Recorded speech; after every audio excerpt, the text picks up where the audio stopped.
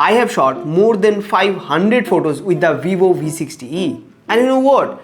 200 megapixel cameras are now common in flagship phones, but in mid-range it's quite rare. So in this video, let's find out how it performs and is it any good. So this is the Vivo V60e camera review from a photographer's perspective. The Vivo V60e features two cameras.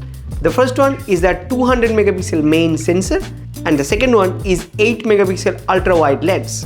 But Vivo uses the 200 megapixel and with smart digital focal length simulation, which gives you 5 different focal lengths: 0.6x, 1x, 2x, 3x, 5x, which translates to approximately 23mm, 46mm, 69mm and 115mm in real focal length equivalents. And honestly, in daytime, this camera performs really well. The image quality is clean, colors are classic Vivo, pleasing, vibrant and Instagram ready. And one thing I personally love is how well the Vivo V60e handles highlights. Almost every photo I took had controlled highlight and great dynamic range. Even in high contrast scenes, the phone keeps the detail looking natural and true to life. Now talking about details, let's shift to the 200 megapixel high resolution mode. The photos looks good but not flagship level sharp, and that's expected. The sensor isn't physically huge and the 200 megapixel packed into it, each pixel gets smaller. This is why low light and even sunset shots start showing visible noise. So for high resolution images, stick to good lighting.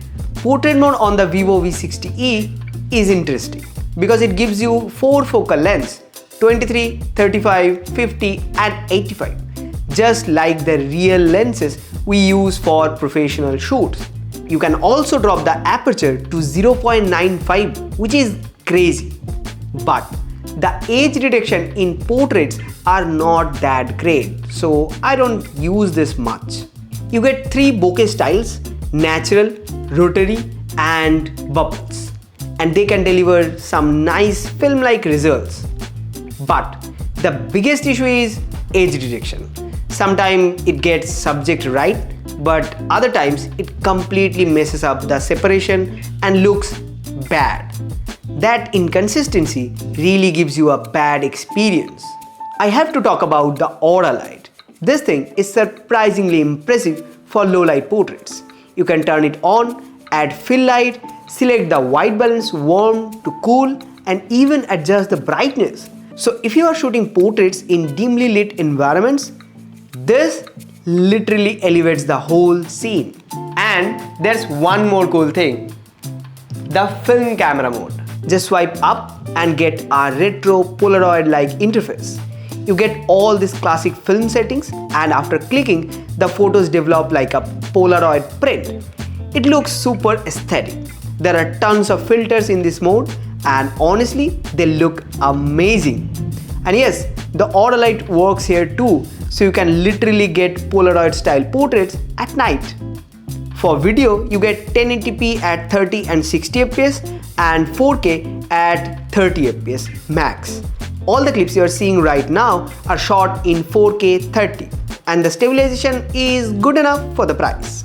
Now talking about the device and overall experience in short, the first thing you are going to notice is how light the device is. Despite of having a 6500 mAh battery, it feels shockingly light in the hand. The rounded corners makes it extremely comfortable to hold, and using it for long hours, scrolling, watching videos, shooting photos feels really effortless. And speaking of that huge 6000 mAh battery, the backup is genuinely impressive. You easily get a full day of use, and even with heavy camera usage, it holds up strong. As a photographer, I have to say, the Vivo V60e gives you surprisingly good camera experience for the price you pay. Like the 200 megapixel sensor gives you really good detail when the lighting is right. But the same 200 megapixel sensor struggles in low light condition and shows noise very easily if you are shooting in dimly lit conditions, indoors, sunset and simple things like that. Also, The portraits are really good. I mean, you get the real life focal length which we use as our professional setup, the 50mm, 85mm, 35mm, things like that. But what really makes the V60e enjoyable is the set of creative tools it offers.